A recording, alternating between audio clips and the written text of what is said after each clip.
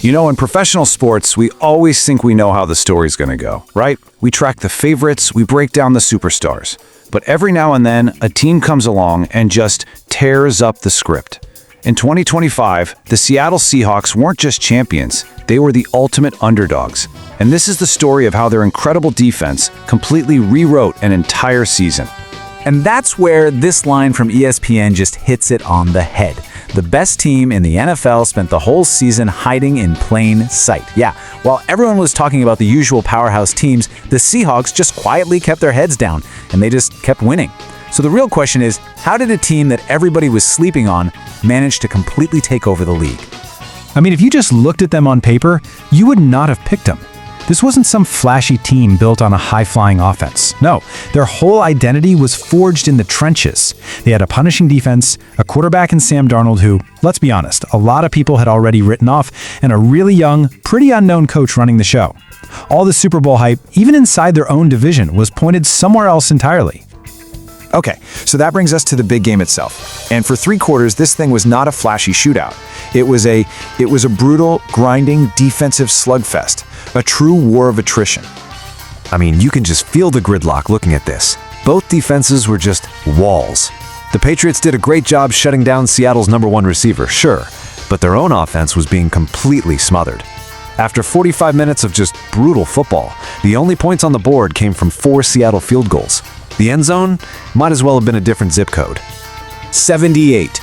I'm serious, just let that number sink in for a second. 78 total yards. That is how completely Seattle's defense took apart the Patriots' offense. 3 full quarters, and they couldn't even break 100 yards. It was just an absolute masterclass in suffocating football. And this is how they did it. It wasn't just tight coverage. It was non-stop physical pressure. The Seahawks got to the Patriots quarterback, Drake Maye, 5 times in those first 3 quarters alone. The guy never had a second to breathe. And this quote from their quarterback, Sam Darnold, man, it tells you everything you need to know. Can you imagine playing quarterback and knowing your defense is that good? There's no pressure on you to be a hero, to force a crazy throw. You can just play your game, don't turn the ball over, and just trust that your defense is going to get you the ball back. That's a massive, massive mental edge. So you've got this absolute dogfight on your hands, 2 teams just hammering each other, and nobody's giving an inch. The entire championship was going to come down to one single mistake. And the question hanging over that whole stadium was simple. In a war like this, who is going to be the one to finally break? And then it happened. The one play. The one moment that tilted the entire axis of the game and decided the Super Bowl. So here's how it all went down. It's 3rd down. Maye drops back to pass. But just like it had been all night long, his receivers are completely blanketed. Before he even has a chance to scramble, Derick Hall is right there. Bam! Sack. The ball pops out. It's on the turf, and Byron Murphy dives on it. Seattle's ball, deep in Patriots territory. That was the crack in the wall. That was the moment they'd been fighting for all night. And you better believe they made him pay. Just 5 plays after that fumble recovery, Sam Darnold hits his tight end for the game's very first touchdown. The score goes from a tense 12-0 to 19-0, just like that. That single defensive play didn't just create a chance, it completely flipped the momentum and blew the game wide open. But here's the thing, this championship, it wasn't just about that one incredible play or even this one game. It was the payoff for a deliberate long-term plan. It was total validation for the entire organization's philosophy.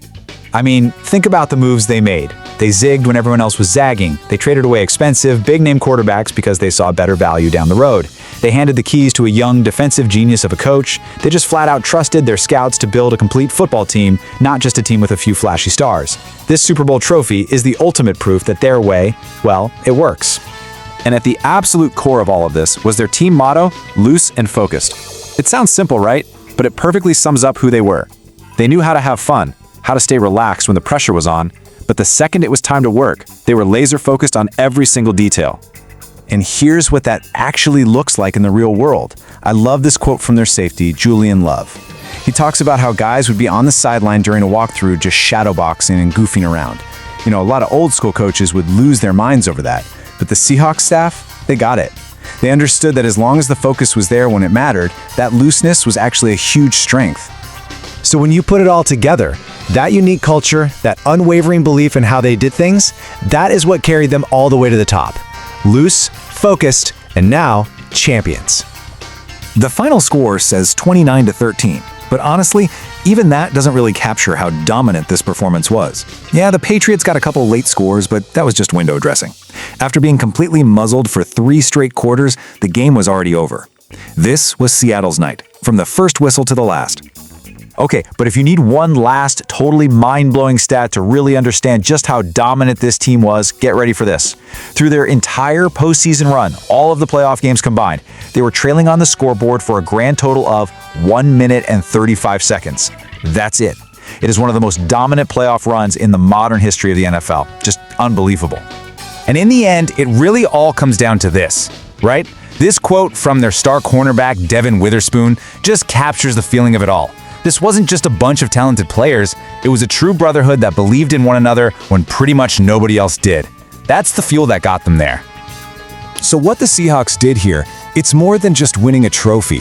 It's a powerful reminder that there is more than one way to build a champion.